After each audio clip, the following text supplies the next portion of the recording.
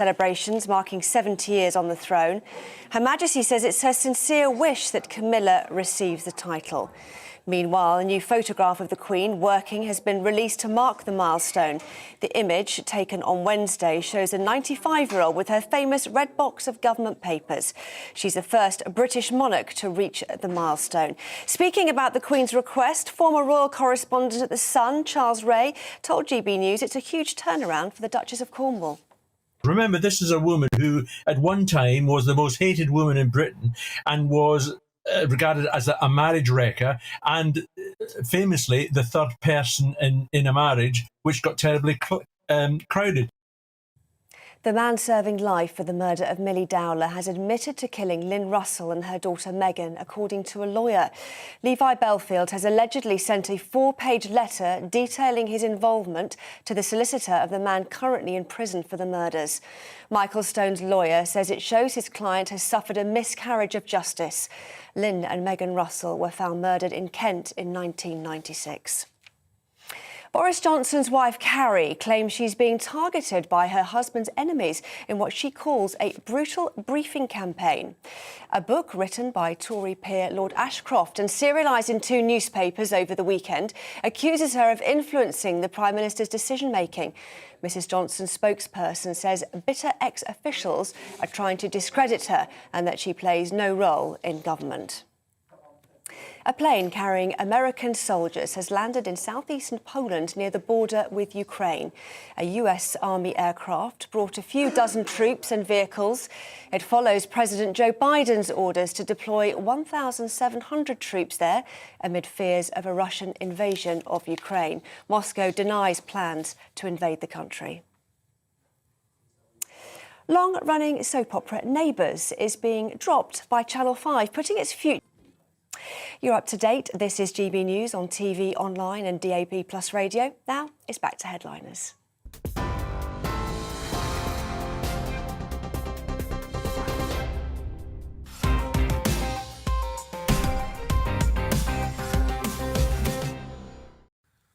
I'm Mark Dolan and this is Headliners, your nightly romp through tomorrow's newspapers in the company of the finest comedic minds in the country. Tonight with me, the brilliant Josh Howie, and brand new to the show, Stephen Grant. Stephen, welcome to GB News and Headliners. Hi, Mark. Newsy tonight. I've always newsy, just finally found an outlet for it. I'm so excited. Yeah, I mean, we've got the pandemic, we've got Russia invading Ukraine, but apart from that, not much to talk about. It's almost as if the newspapers were blank.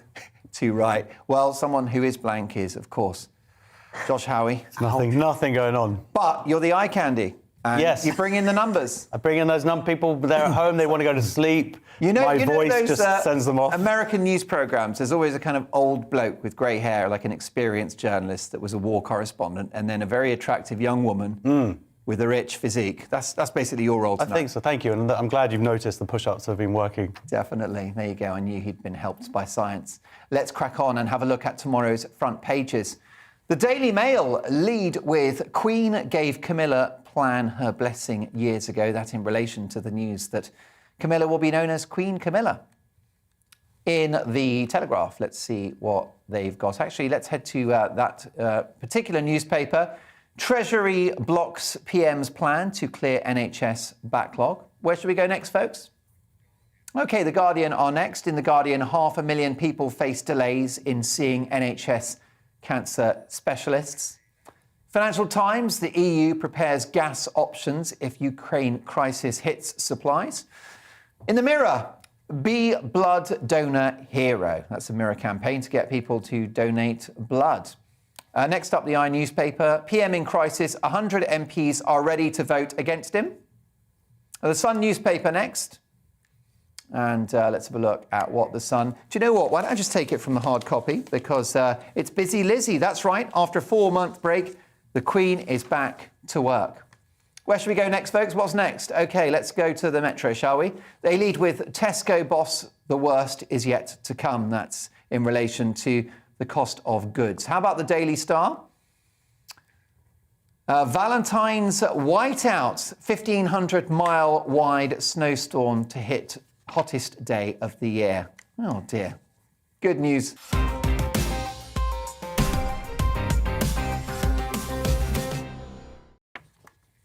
All right, well, let's crack on with the show. Monday's Mirror is reporting on the cost of living crisis, and the boss of Tesco has bad news for us, Stephen. It's not that the 2-for-1 deal has gone from Oral-B toothpaste. No, and it's not even to do with a slight increase in the price of a meal deal, though it might well be.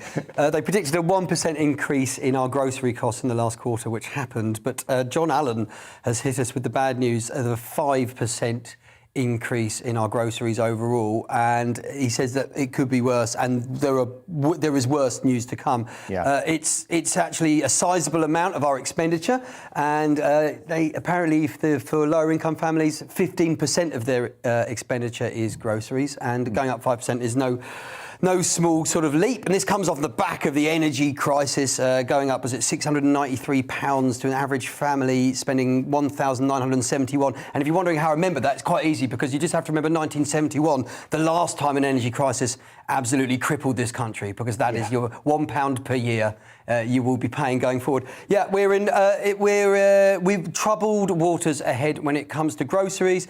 He's suggesting that people are probably going to have to cut back on luxuries, but of course Tesco themselves, £2.5 billion profit last year, so possibly he's not the best person to pass that message on. Every little helps. Josh, I wouldn't want to see the browsing history on your computer at the best of times, but I would have thought at the moment it's woolly hats, gloves and jumpers. Yeah, I mean, it's scary. It's scary, the price, and the stuff that's going up. And Jack Monroe, who's she's got this, she's on Twitter, she's called the Bootstrap Cook, and she deals with making meals out of sort of the home brand stuff.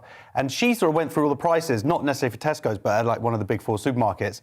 A year ago, 29p for 500 grams of pasta. Now that's 70p, so that's 141% increase. That's not 5%, that's 141%. Rice a year ago was 45p. The same bag of rice would now be £2. But the interesting thing is that upmarket, like ready meals, 10 years ago they were £7.50. Today they're £7.50.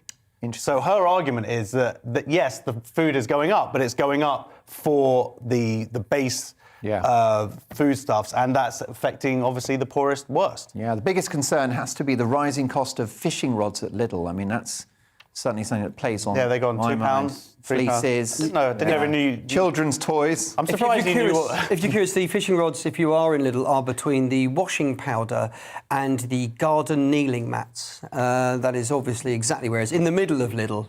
You know your Lidl. I'm surprised he even knows what Lidl is. Oh, too right, love. I've read about it in the papers. Moving swiftly on. The Queen.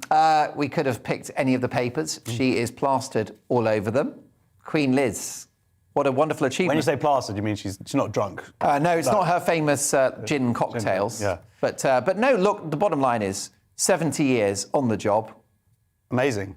What an achievement. Great legacy, and she's in good health. She's 95. And as I said earlier in the programme, her great legacy is the ongoing monarchy. You know, she's kept it together. Yeah, and it'll be interesting to see what happens in the future, whether, because she is the monarchy and what she sacrificed, and it'll be interesting to see how this continuation. I mean, the Mail here coming, the world's finest royal writers. I don't know if that's something you want to be. God, they've got a team of royal writers. Massively, yeah, and this is the sort of thing that they say. The Queen announced that the Duchess of Cornwall will become Queen Consort when her husband accedes to the throne. I think they mixed up her with her, like, whose husband? Wait a minute, that's bad writing. Daily Mail. I'm afraid that's the team of royal writers need to improve on that one. But to kind of use stand-up comedy parlance, the Queen, she's on fire. She's put a shift in. She had a great gig. She has, absolutely. She was booked for a 60 at best, which is an Edinburgh show, and she's banged out a 10 encore on top. 70 is astonishing. I know a lot of people will look at the royals and sort of think, well, you know, is this technically a job? But let me tell you, if you've got the best job in the world, 70 years is a long shift. I think the key problem is going to be, and I suppose it's a similar one that's happening in Tory HQ, looking at Boris right now. How do you follow her? You know, because she is very much the Alex Ferguson of royalty leaders right now. And I'm not entirely sure if Charles, regardless of what title they give Camilla, is going to be able to nail the job in the same way as she has. I heard a few vox pops with people talking about the Queen, what she means to the country, and a real recurring theme was that even people who are Republicans very much respect her and think, she's a ringing endorsement of this country. I'm not entirely sure there's anybody in the royal family who can do that quite so well. And in fact, let's be brutally honest, she's a tough act to follow. Oh, she is indeed. And it makes you think that Prince Charles is basically, what, David Moyes? In terms of royalty? David Moyes. Well, David Moyes in many ways, actually. Yeah. David Moyes. Yeah. And that's almost. Well, he's not going to be doing 70 years. He'd have to be like 150 or something. No, that's exactly right. Who's Prince Andrew? Jose Mourinho? The mind boggles. And I think it's more. I know. I was going to say. Me with that's a footballer, right? Exactly. It's the most recent reference I could come up with. Yeah. Look, it's nice to have some light relief, isn't it? Because we've got problems in the world, including ongoing tensions in Ukraine. Oh my gosh, I mean, this story won't go away, to the point where I actually went and bought a book so I could just understand what is going on. And it's fascinating. But it's called Prisoners of Geography. It puts like the geo back in geopolitics. And now I've only read half the chapter though, so I half know what's going on in Ukraine. Well, that'll do. So, but the half that I read is that essentially what it is that Russia's always getting invaded from, because it's all flat round there, they keep on getting invaded from Ukraine. Like, so if you look at the last 500 years, they've been invaded on average every 30 years. Russia from the Ukraine. So people can't go over the mountains or through from the north. So it's always through there, and that's why Putin is thinking not just like everything seems okay now. Like obviously Ukraine is not going to invade Russia, but that he's thinking 100 years, 200 years. He's putting it on a grander scale, and that's why he's so desperate to control that part of the world. What do we think? I mean, is there an element of theatre from Putin?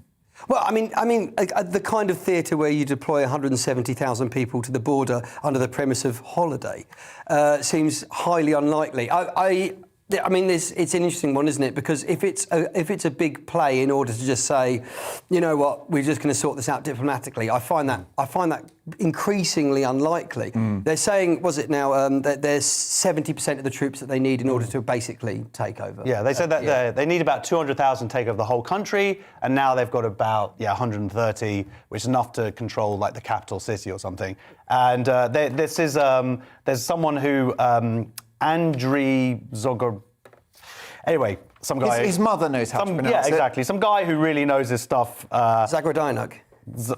Okay. Why don't you look at that? That's hilarious. Mr. International Politics. Yeah, Zagrodinuk. Why do we do the call centre thing? You just call him Bob. Yeah, Bob. Anyway, Bob, what he says is he says there's going to be blood, sanctions. Nobody needs that kind of international war in Europe right now. Yeah. Right. No, I mean, a couple of weeks from now, it's fine. But come on, mate, not right now. Let's schedule it. I love the idea. This is war talk, but with the possibility of a negotiated outcome. So instead of blood, sweat and tears, it's blood, sanctions and slightly more expensive gas. Yeah, exactly. I think that's definitely where it's headed. Well, look, let's now move on. The Monday's Mail newspaper. Is this a case of misogyny in action or a real-life Lady Macbeth, Stephen? OK, so the Carrie Johnson saga that does it deserve to be a saga in the first place is rolling on. Lord Ashcroft is bringing out a book imminently, the name of which is so long I can't be bothered to tell you it right now, but it's basically it's called First Lady with like a subline underneath it. And it's about really this ongoing, what you could either consider to be a mass expose or a huge, if you like, a campaign to undermine her, that Carrie Johnson is effectively running the country, or at least running number 10, in as much as Boris, 24 years senior, is running effectively most decisions. You're going to say 24 stone. 24 stone, no, 24 years has seen it. No, 24 years has seen it. He's running every day. There is an argument that this is a feasible scenario by virtue of the fact that both Theresa May and David Cameron's partners had very little interest in politics, and certainly while they were the partners of the Prime Minister, were not really involved, whereas she is a political analyst, and certainly that is her background, and has also arrived with a lot of stories. But the nub of the story that you'll see certainly in the press over the next couple of days is the fact that Carrie will put her foot down that no attractive or intelligent women should be taking a key role as a special advisor, or SPAD, as they call them, by virtue of the fact that that she felt threatened and undermined. And so realistically, it looks like if you want to get ahead in number 10 under Boris Johnson, what you need to be is a bit thick and ugly. Otherwise, Carrie's that gunning probably for you. does help. I mean, the issue we've got is not that Carrie Johnson has opinions, which she's entitled to have. It's the fact that Boris Johnson is so weak that he gives in to them, allegedly. Allegedly. And one of the things that supposedly happens, which is kind of genius, is that they realised what was going on because they were getting text messages from Boris Johnson.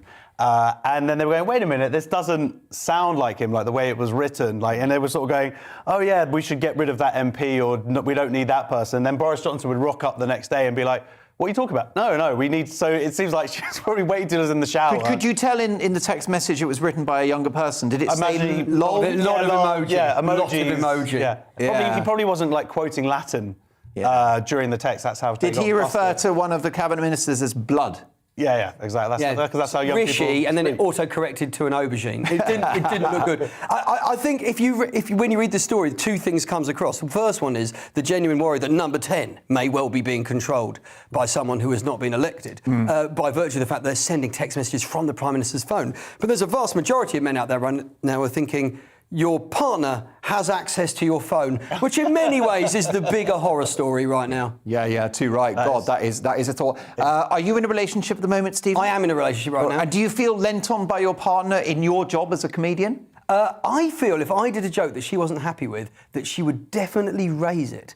So I'm of the opinion that certainly there is a line at which you should not cross, and I would probably do that joke anyway, just to make a point. Yeah, I Josh, got busted. happy wife, happy life. Exactly, but there was a joke my wife banned me from doing. She saw me in my set and she's like, I don't like that joke. And I was like, OK, I'll cut it. And then I just totally forgot about it. And I did it on some TV thing and we watched it in front of her family. And I'd just forgotten that she'd banned that joke. And then it came, she was not happy. And she's watching, hello, where are you? Hello, see you in a bit. Please still talk to me. But what I like is someone in this story, someone defended... You're basically only here today just to pay for divorce lawyer bills, aren't you? This is alimony. Has she been using my phone again? Afraid so. With a couple of aubergines. But one of the defences of Carrie says, this is the mother of Morris's children. I find the whole episode tawdry and despicable. That applies to a third of women in the country who are mothers of Boris's children. That is not. That's not a good defence. Takes identity politics to a new level. Allegedly. As a man with a pulse. Yeah. Let me say just this. Moving on from Lady Macbeth to Lord Macbeth, is Boris living on borrowed time?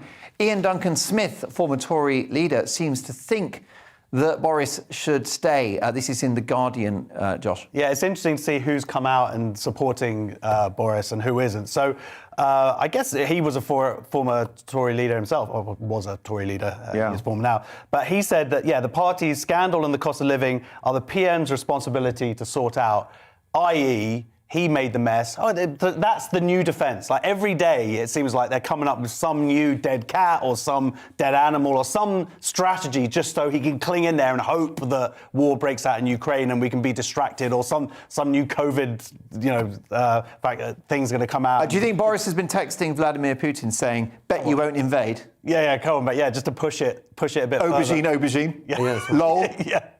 But I mean, that's obviously the issue, isn't it? It's about the loyalty within the Tory party. We do not know how deep, do we, Stephen? No. The well of support is for Boris. Well, what's happening here is we're seeing lines being drawn within the cabinet, not just backbenchers, as to who will support. In the case of Rishi and I believe Sajid Javid as well have both said publicly the statement regarding Keir Starmer was something they would not say in the This, of course, was an accusation by the Prime Minister that Keir Starmer was responsible for Jimmy Savile not being prosecuted. Yeah, and it's based on the fact that he made apologies for the mistakes that the CPS made, but not when he was, and that investigation was not when he was in charge of them. So the Prime Minister has rolled back on the accusation that he has a personal responsibility. But of course, there is the fact that it sticks to some extent.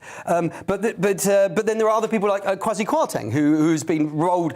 I think he was on weekend shift this weekend in the cabinet, because he's appeared in just about every single story and vehemently supporting the Prime Minister, to the point where people are beginning to wonder if the Prime Minister goes, these people are going down on his ship. I mean, I would consider his comments to be kamikaze. Nicely done. And on that note, what a debut, folks. Stephen Grant, ladies and gentlemen.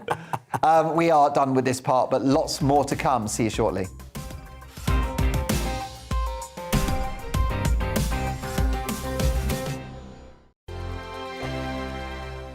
GB News is the UK's home of discussion and debate. From all perspectives. To stay up to date on the latest stories, Make sure that you subscribe to the GB News channel. right here on YouTube. You can watch us live 24/7 across the whole world. You can also check out exclusive content and catch up on previous episodes of your favourite shows. Every day, we ask the questions that you'd ask, so why not add your voice to the conversation in the comments section? Don't forget to subscribe. We are GB News, Britain's news channel.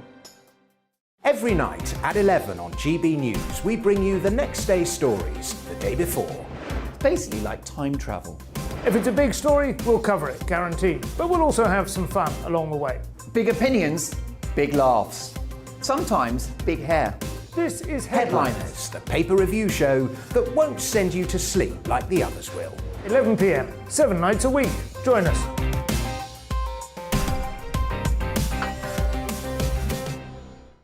Hello there, I'm Eamon Holmes. And I'm Isabel Webster. And we hope you can join us for Breakfast with Eamon. And Isabel. You make me laugh out loud, belly laugh. Is that important first thing in the morning? Yeah, absolutely. And there's me trying to be deadly serious. News is a serious business. Yeah, I have to rein you in sometimes. Well, it doesn't stop us laughing at it. It doesn't stop us having an opinion on what's going on. Yeah. And it certainly will not stop us reflecting what you think. Weekdays from 6 to 9:30 on GB News. I'm Dan Wootton. Join me Monday to Thursday from 9 to 11 for the feistiest and most fun news debate on TV, where free speech reigns. I'll bring you a sharp take on the day's biggest stories, bombshell newsmaker interviews, and A-list guests. And I guarantee you, no spin, no bias, no censorship, and no reason to go to bed. That's Dan Wootton Tonight, Monday to Thursdays from 9 on GB News.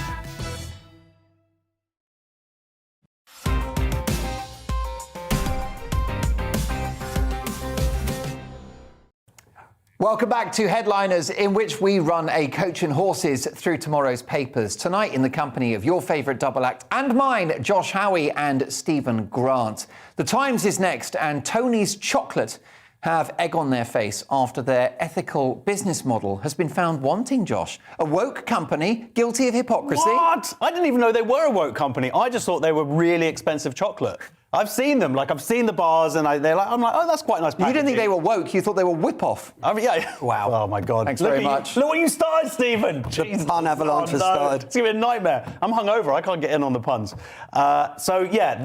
bars, it turns out that the whole shtick, I didn't realise this, is that, yes, it's all meant to be slave-free, modern slavery-free chocolate is essentially the idea. Which is good.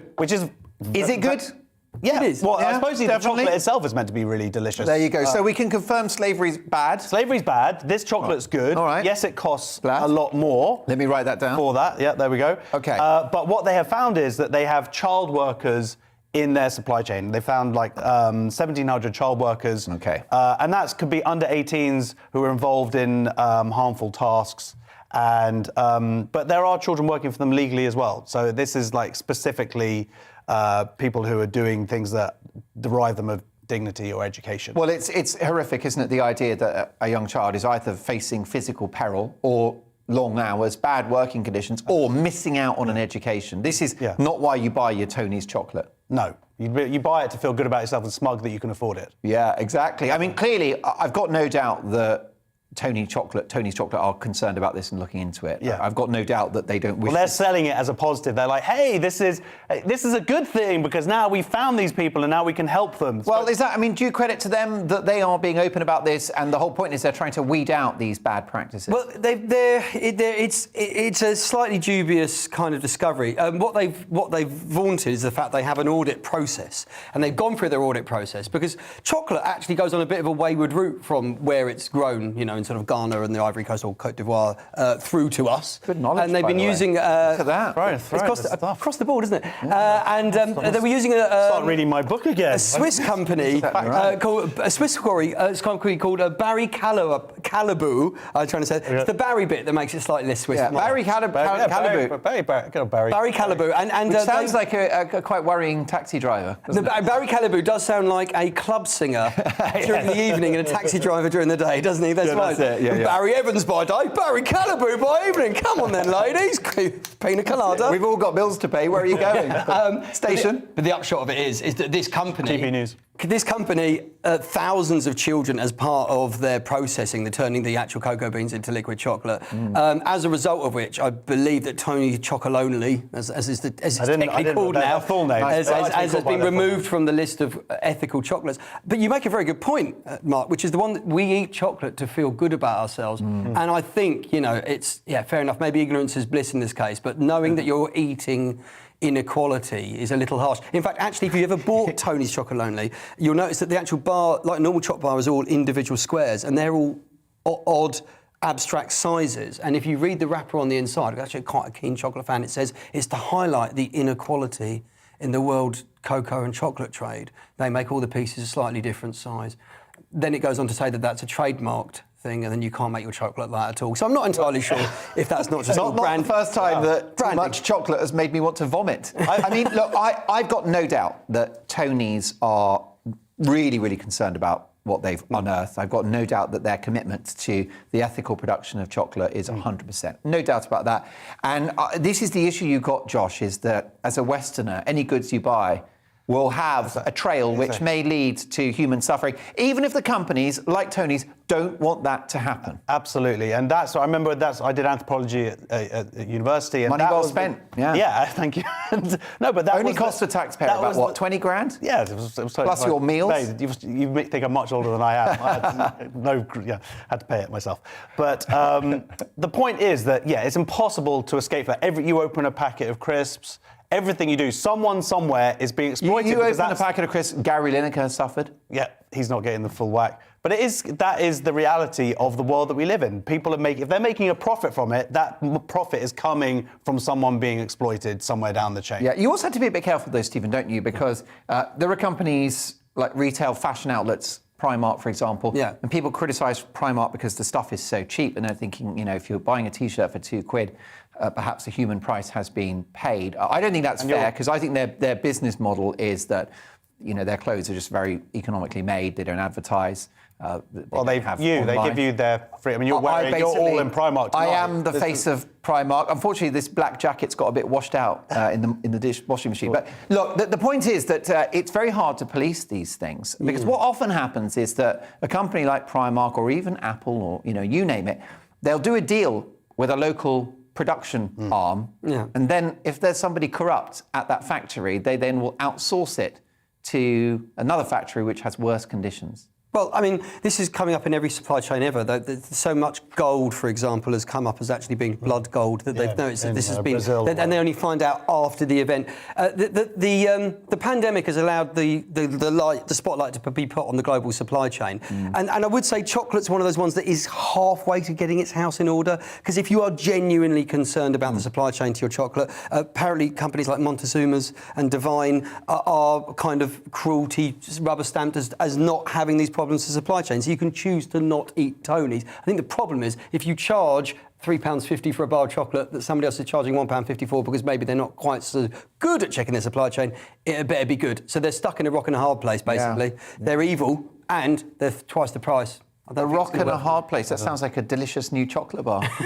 You're making me hungry. I've got to say, full disclosure, that a lot of people suffered in the production of this jacket I'm wearing, but they didn't suffer as much as I am now. Spotify, the defenders of free speech, have sneakily been erasing Joe Rogan's content. This is from The Independent. Now, Stephen, for those that don't know, can you tell us what Spotify is, who Joe Rogan is, and why there's a row? Okay, so Spotify... And what the internet is. All right, okay. Yeah, I don't know how far back we have to go on and this. why I bought this jacket. Right, we're going to start with Napster, and then we're going to go forward 20 years. No, Spotify, obviously the #1 music streaming service in the world, though obviously if you're Amazon Prime Music or Apple, you'll probably want to say otherwise, but it is effectively Spotify that they've got the most subscribers of anyone. And also in the last 3-4 years, they have, with a fair amount of success, gone into the world of podcasts as well. But of course, they are a platform in as much as they are... But actually, technically, with podcasts, you don't host it. Someone else hosts it, and you actually provide a link through to it. So there is a few legal issues there. The upshot is that Joe Rogan's podcast, which is incredibly successful, and obviously Spotify have an exclusivity deal with Joe Rogan, and it's worth many millions of dollars. I can look up the exact figure. I think 100 million, apparently. 100 million. I tend to remember that. That's it sticks in your head. The money sticks in your head. It's a lot. That's the key thing here. Has had quite a few guests on with, and by virtue of how his podcast works, with quite sort of a challenging, or at least flying in the face of what would be considered to be contemporary opinions regarding everything from sort of the vaccines to global economics to sort of politics to conspiracy theories, and that's what kind of makes it compelling. If you're the sort of person that buys into it, it could be considered to be a little bit steering. If you're like someone like me, you listen to it and you think this is an interesting opinion. And the N-word has been used on some of those podcasts as well, which Spotify can do. I'd like to point out, by the way, they are not breaking any laws there. That is just something that is available to that platform. The upshot of it is that because of what is been deemed misinformation regarding the COVID vaccine, which is something that's been very hotly looked on in the world of media right now, various artists, so I think it was Jodie Mitchell, Graham Nash, Neil Young, Indy Ari as well, have all basically taken their music off the platform, stripping them of their income of 0.00001 pence per stream, which has obviously devastated them, and moving to a much more ethical supplier like Amazon. Anyway, the good guys. Oh yeah, the good guys in this checks notes. And the reality of it is that kind of that move to sort of deplatform them is something that Spotify are obviously very keen to not publicise, and so and it's been called a quiet removal, and I think that just means there's been no press release. They've removed 113 of Joe Rogan's episodes. It has to be said, Joe Rogan has not actually come out swinging or fighting on this. Joe Rogan has said, "Look, I apologise for the people who've been affected by this." They've removed these podcasts, and I just wonder whether Spotify subscribers feel like they can be trusted with this dangerous material. Why can't you let grown adults decide what they listen to? Well, I mean, it's whether you retrospectively apply some kind of warning to it, which if you were to ask me a week ago before this happened, Mark, that would have been my guess. I think we're going to hear some warning. And warning, this contains information that may well be in the face of, in the same way as social media platforms and Google put a kind of like click here for something like that, which I think is actually a fair way of at least providing a counterpoint, I think, which is a fair thing to do. But no, it still leaves the power in the hands of the user, that option. I've got a sneaky feeling that Joe Rogan might be, to some extent, being okay with it. I know it's going to sound weird. I think he said he is. He said that's fine. Yeah. I can't imagine he's too happy about having his work deleted. No, but it's not. It's a podcast. It's kind of strange. It's not. It actually has to be physically hosted on the site. And when you download a podcast, even from Apple, it's not there. Anyone who has a podcast knows. And obviously, as comedians and with the pandemic, we all have one podcast each. Correct. My mum has 3. Yeah, excellent. And I'm her 3rd subscriber and her final subscriber. It's a little bit too much sex stuff for me. If you could give her that feedback. Her most. She needs a better microphone so we can't hear him. I thought I recognised your voice in that episode. But anyway, the thing is, it's been removed, and that has upset a lot of fans. I have a sneaky feeling we'll see them reappear somewhere else. Oh, I see. OK, but I'm just worried about the principle that Spotify, as the distributor of this show, are quietly deleting episodes. I mean, that's like the BBC taking certain sitcoms off the iPlayer. Yeah, we're removing an episode. Because, I don't know, we're going to watch it and be immediately corrupted by some horrific programme. Well, look, some of the people that they featured, Alex Jones, I'm not a fan of Alex Jones. He's a right-wing commentator, far-right. Milo Yiannopoulos or whatever, I'm not a fan of his at all. Stephen will pronounce his name for you. Yes, thank you very much. Milo. Thank you. Milo, very good. It is Milo. But, the thing is, when you're given a little bit, because they've done that, now people are saying, OK, well, what about Barry Weiss? Now, Barry Weiss is a... Well, you said Barry White. No, Why not bring him into it? No, Barry... the walrus of love? But Barry White... Boris is endangered. Is a... Exactly. Isn't far right at all, but she does question... She's a lefty, isn't she? Yeah, she's a lefty. Or liberal, the Americans call them. For the New York Times. But she's not as lefty enough for the far left. So already people are going, well, you've deleted those ones, go after these people. And that's the thing, you can never sate the censorship. I think leave it all up and trust the public. But hey, I'm old-fashioned. And I think leave it all up and include a warning, and so people can make their own decisions. I think he should have me on his show to talk about my opinion. Well, to be fair, you'll get. I don't think he can afford you. It's true. And I bet the night he wants you, you'll be on headliners. I want to get one of those white jackets. That's the dream. There you go. We'll save up. I might share this one with you once it's been heavily dry cleaned. Now, do we have a new axis of evil? Taiwan has condemned China and Russia's new partnership in The Guardian, Josh. Yeah, I know. When The Guardian starts criticising China, you know things are going crazy. And it's not, well, they're kind of using Taiwan. Do you think eventually they'll come out against Putin, or is that a pipe dream? You would hope so. It's funny when pipe dream deliberate there, was it? Was it? Nord Stream 2, baby. Yeah, bring it in. So, obviously, Taiwan is, for China, it's contested. Island. China says it's part of their... But that's a bit like some bloke is like, oh, that was my girlfriend, my ex-girlfriend. Yeah, exactly. Who are you looking at? It's a democracy. Move on, mate. It's an independent democracy. She's not your girlfriend anymore. Yeah, exactly. So thank you for that analogy.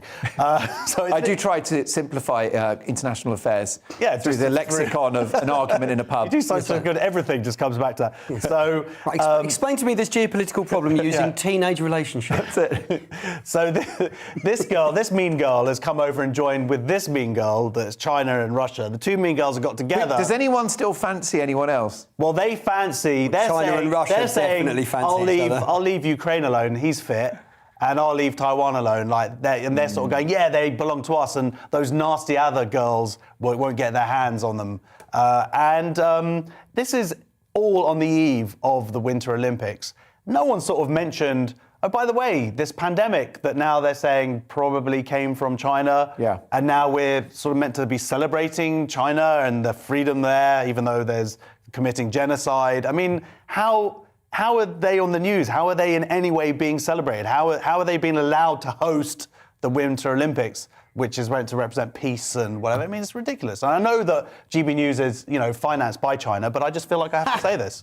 There is a bust of President Xi in our office. Oh God, I wonder what I put my coat on. I'm sorry, I'm new here. I didn't really know. It just fitted on the hood so nicely. Yeah, just look out for the bust, baby. It's a good rule of thumb for life. But what do you think about this, Stephen? It's a worry, isn't it? I'm not entirely sure I agree with Josh about whether we should be allowing... I mean, the whole idea behind the Olympics is everybody get to go. I mean... Everybody starts a pandemic, and everybody can come along. Millions of people can die. It's fine. I think if you put 1.3 billion people in one place, then it's quite likely that a pandemic, if it was going to start organically, would start there. No, but it didn't start organically. Now they're saying it was created in a lab. Well, you're saying it was created in a lab. People as scientists are now finally going, oh, it is artificially created. They're saying it's more likely they're taking that sort of theory very seriously now, which they weren't. But it's a theory they're exploring, and certainly not one that's currently, because I think it'd probably be in our news role if we did it. Full disclosure. I actually started COVID. I'm so sorry. It was a chemistry set. Oh, really? OK. I found in the attic. It wasn't listening to your mum's podcast about bats. No, it was those YouTube videos. They're so convincing, those people. So apologies all round. Okay. I think it's the fact that they're buddying up on things they would otherwise never have an opinion on. The fact that China is supporting Russia's move to effectively annex Ukraine in increments, and the fact that Russia is supporting China's claim that Taiwan is part of its mainland. It's political leveraging, and what people are most upset about it was actually done during the launch of the Winter Olympics in China, and it's a politicising of a sporting event, which, by the way, in the Olympics is utterly banned. If for example, it's the same with the World Cup, where the Ukraine had an outline of their country that they played in the Euros, and of course it included Crimea, which was argued by Russia to be a political statement. So they're incredibly hot in the Olympics, there being no politics, and this is blatant politicising of a sporting event. Sounds like it's me. Well, lots more blatant politicising to come. We've got some really juicy stories with which to close out the show. I'll see you after the weather. Looking ahead to tomorrow's weather, and the UK is looking cold, calm and bright to start, but rain is approaching from the west. Let's take a look at the details. In the southwest, we'll get off to a bright start with plenty of sunshine. You may need to scrape your car windscreen though, with a touch of frost in prone spots. It's a similar picture for the southeast. Plenty of winter sunshine to start the day here, though it'll be chilly first thing. Also, a bright and sunny start for much of Wales on Monday. Notice the cloud will be starting to build from the northwest though. A little cloud will then have reached the northwest of England by 7 a.m. Most of us will start the day with some sunshine, and it will also be cold and frosty here. Brighter in the northeast with less cloud here first thing. Temperatures will only be just above freezing, meaning the frosty conditions will linger until the cloud pushes in from the west by lunchtime. Some brightness for eastern Scotland, but cloudier in the west, and this cloud will continue to build and spread. Rain will then arrive from the west through the morning. It'll turn increasingly cloudy, wet and windy across Northern Ireland as we head through the morning, all due to a frontal system which will be making its way eastwards. The cloud and rain will continue to progress eastwards as we go through the morning, best of the sunshine in the east. And that is how the weather is shaping up during tomorrow morning.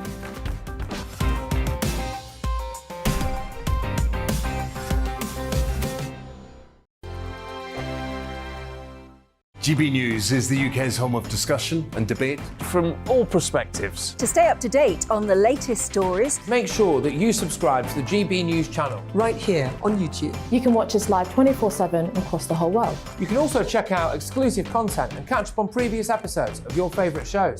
Every day, we ask the questions that you'd ask, so why not add your voice to the conversation in the comments section? Don't forget to subscribe. We are GB News, Britain's news channel. Every night at 11 on GB News, we bring you the next day's stories the day before. It's basically like time travel. If it's a big story, we'll cover it, guaranteed. But we'll also have some fun along the way. Big opinions, big laughs. Sometimes big hair. This is Headliners, the paper review show that won't send you to sleep like the others will. 11 p.m, 7 nights a week. Join us.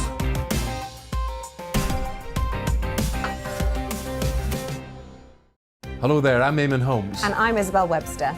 And we hope you can join us for Breakfast with Eamon. And Isabel. You make me laugh out loud, belly laugh. Is that important first thing in the morning? Yeah, absolutely. And there's me trying to be deadly serious.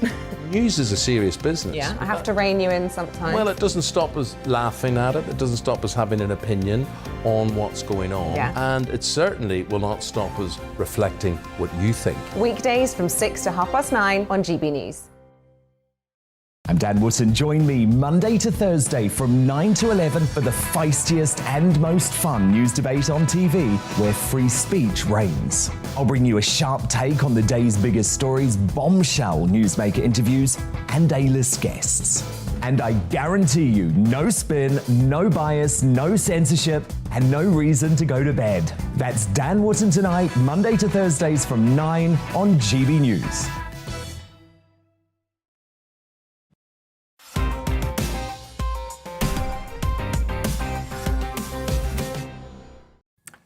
I'm Mark Dolan. Welcome back to Headliners in the company of two top comedians, as always, every night of the week from 11. Tonight, Stephen Grant making a very welcome debut on the show. And the old hand that is a good friend of Headliners, of course, one of the Harlem Globetrotters of this show. The one, the only, Josh Howie. And he's not tall or anything, but he's quick with the ball. Thanks, mate. Now, let's talk about show pony. neighbours. Everyone needs good neighbours, don't they, Stephen?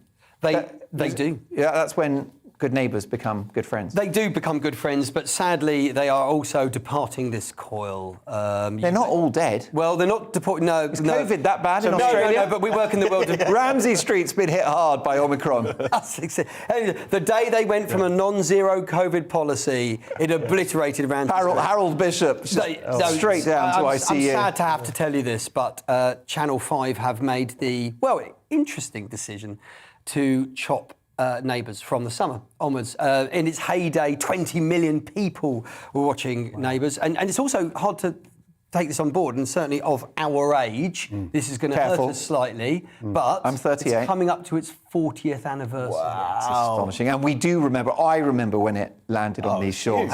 Charlene's wedding, 20 million people watched that. That's the thing. Wow. Huge. But the thing is, it's obviously waned in publicity, in popularity, and it's dropped down to 1 million viewers. But 1 million viewers is still pretty good. It's decent. It's not at GB News levels. Correct. Yeah, it's not. I'm just thinking. Headline. I'm wondering, could we beat Neighbours? That's the big I think question. if we go for the coveted Neighbours slot, we'll be adopting a load of new people. If we call this the Ramsey Street Headliners, I don't know, but for whatever reason, I think I can beat Dr. Karl, but I don't think I could beat Madge or Bouncer.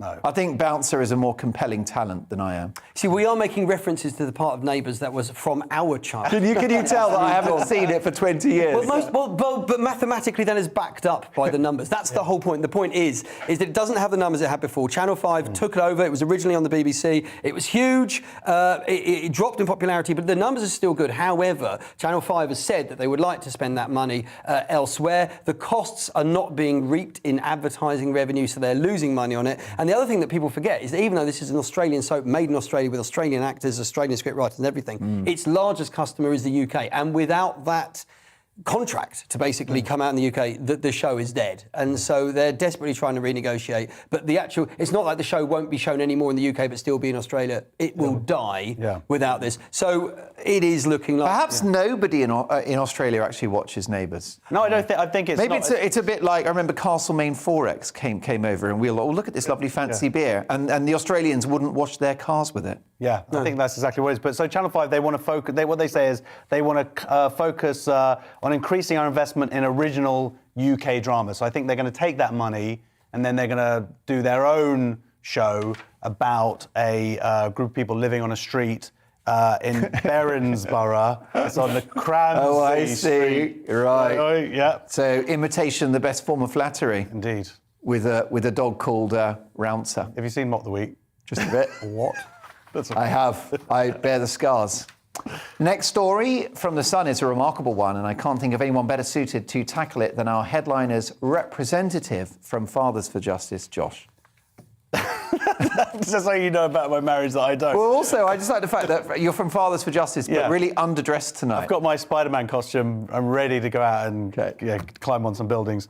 This is actually kind of amazing. Absent dads, they have been, this last year, they have paid a record $1 billion in child fees that they were owed. The Child Maintenance Service managed to claw back £1 billion, which is amazing that there are these fathers out there who aren't paying for their children. Instead they're watching GB News, and I'm about to get loads of hate tweets after this show. How dare you? I pay my fees. But this is really important for the welfare of children. They need food, they need clothing, they need accommodation. Absolutely, and there are people here. There was one guy who had 70,000 in his bank. They managed to get like 10,000 from him. It's just, but it seems like the Child Maintenance Service are really good at getting this money back. And I would suggest that they should maybe take over maybe that $4 billion that was lost, that's just been written off of all the COVID loans. Bounce back loans. Get loans for the CMS. Get the Child Maintenance Service on it. Sounds like they know what they're doing. Get them and maybe an army of traffic wardens from Islington. Between them, they will get that money back. How could they just write off $4 billion? And also, what about some old school debt collectors? Just a man called Dave. Just a man with rings. Tattoos and anger issues. I suggest that a man called Dave with rings might also be owing money himself. That's the problem. For his children. Poacher turned gamekeeper and all that. We'll look at a serious story, and let's hope that that those families that do require those resources from absent dads actually receive them. Now, private schools have been gaming the system, according to The Times, Stephen. Yeah, this was a news story that, you know, when you sort of, you're 4 or 5 pages into a newspaper, you're flicking along and you read it and then you go, what? And you do that kind of almost that kind of theatrical drop your drink. Yeah. This is a blow your mind story that Because of the pandemic, and quite reasonably, it's been very hard for children over the last year and 2 years to go through the exam process. And so, obviously, there was the scandal on the algorithm to work out grades. And then, of course, they quite correctly handed that responsibility to teachers on the basis of coursework so far to come up with the grades. Now, whether that is the contributing factor in the statistic, that has yet to be established. But the fact is that the public schools, where the teachers are there, have been appointing grades to their students at a astonishing inflationary rate. To put it into perspective, in 2019, 16% of private school pupils had an A-level grade graded A star, and in 2021, that had gone up to 39.5%. Somehow, the pandemic has doubled the brain capacity of children whose parents have slightly more money to spend. Are you sure it's because those kids didn't know about Netflix and they were just reading the Encyclopedia Britannica? Wouldn't it be fabulous to think that it would be the amount of documentaries they absorbed as a result of not being able to leave the home? But no, obviously schooling has suffered. I do know parents and children who are in the independent school system, and it has to be said, all the independent schools I know... Humble brag. Look at that. These are neighbours, not my own children, I would like to point out. He lives in an area that he knows people who... Yeah, exactly. I am on the brink of success. Okay. I can literally sniff them and see them from my lounge window. But the reality is that they've had excellent remote schooling, and that has been the case. But not to the level of doubling the number of A-star grades. And some of the numbers were astonishing. Now, Ofqual is the office for that checks on exam qualifications. Yeah. And part of the problem seems to be the fact that they've been regulating at a tiny proportion of what they did previously to see if these grades are warranted. To put it into perspective, 754,000 entries were made into the exam system, and they revised just 47 of them in the last year, which is an astonishingly small proportion. I might ask for a steward's inquiry into that B I got in English in 1992. I feel it was very unfair. Yeah. Look at you now. It was the opposite of grade inflation. But I think, there's some lessons here. Number one is always suck up to your teachers, because you never know when the next pandemic's going to come. And number two is what comes up must come down. Like what comes up must go down. Is that what it is? Anyway, I got a B. Did you learn that in physics? B in physics. That's what it does. That I would love to see what's going to happen with those A stars next year when they actually sit exams. Suddenly they're just going to go. Psh. Well, this is the point. The Conservative chair of the Commons Education Select Committee has said this has massively widened the gap between the independent school children and the state school children, and said that entry into the top universities that require these grades will now almost be exclusively from independent schools, and is increasing the gaps. And he said he described it as yet another ditch has been created for school pupils to fall into, and which does imply there were other ditches for them to choose from. And of course, with the war in Ukraine imminent, the children from state schools, of course, will be falling into trenches. They're not ditches; they've been dug, especially. Never say never. Well, it's either corruption, foul play, or we've suddenly got a generation of Elon Musks. There's a thought. Now, Valentine's gifts for your children sounds creepy in my view, but it's a thing in the mail. Yeah, and also your mum's podcast. Correct. Well, she's a reporter. Rather adult material. Yeah, it's not for everyone. Yeah. So M&S, Next, and Jules, which I'd never heard of before this, but they're now selling Valentine's gifts for kids, for parents. So the way they word it here is beginning to sell Valentine's Day gifts for parents to sell to their children. I think they've got that language slightly wrong. That's an old Woody Allen joke, Daily Mail. Woody Allen brings out this watch. He goes, "My grandfather on his deathbed sold me this watch." Well, it's a great joke, but as I've proved, it's supposedly this trend is it's come. Yeah, but what's also funny in this article in the Daily Mail, it says the trend comes just weeks after Christmas and during the cost of living crisis in which the UK is stretching family budgets. It's not like anyone has to buy this stuff. The way the Mail is presenting, oh my God, we now have to buy presents for our children on Valentine's Day. No, this is an option that these companies have done. It's all a racket as well, isn't it? Mother's Day, Father's Day. There was no Father's Day. Valentine's Day, birthdays, Christmas. Oh dear, oh dear. It's all a racket. It's turned into the Grinch. It's also the only time people generally use handwriting. We're so used to writing now on a keyboard or using our phones that actually pen and paper, with the exception if you print labels off on your printer, is writing addresses and filling out cards. Yeah. And I, for one, do not enjoy the fact that I have to use my hands anymore to write anything. I watch my children do their handwriting, saying, "Daddy, my handwriting's terrible," and I whisper in their ear, "Won't matter.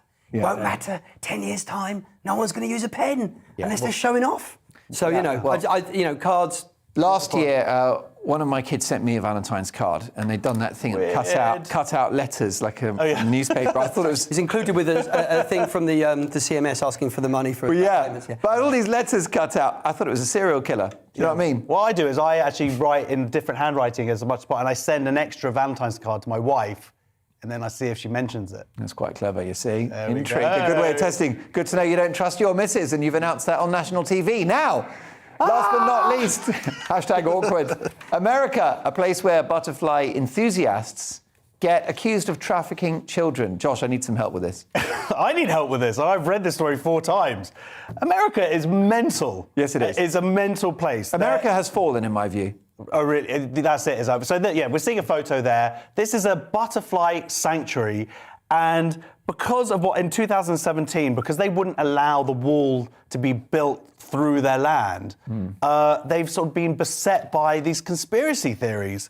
And she's like, this is who we're looking at here, who runs it. Mariana Trevino, Mr. Pronunciation here, right, says they're not conspiracies, they're just outright lies. Well, she would say that, wouldn't she?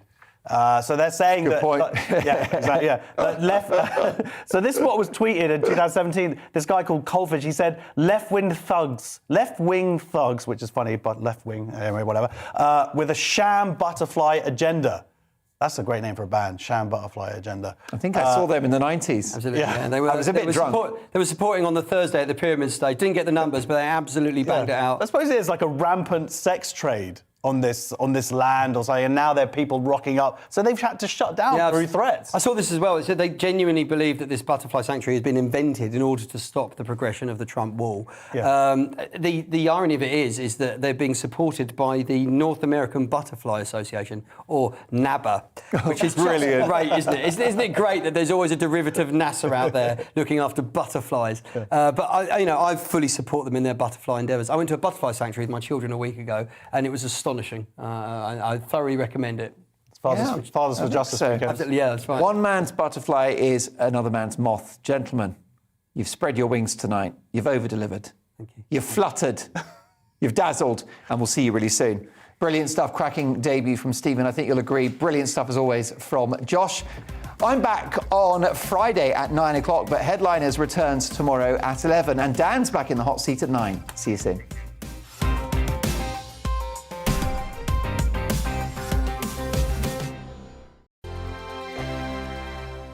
GB News is the UK's home of discussion and debate from all perspectives. To stay up to date on the latest stories, make sure that you subscribe to the GB News channel right here on YouTube. You can watch us live 24/7 across the whole world. You can also check out exclusive content and catch up on previous episodes of your favourite shows. Every day, we ask the questions that you'd ask, so why not add your voice to the conversation in the comments section? Don't forget to subscribe. We are GB News, Britain's news channel. Every night at 11 on GB News, we bring you the next day's stories the day before. It's basically like time travel. If it's a big story, we'll cover it, guaranteed. But we'll also have some fun.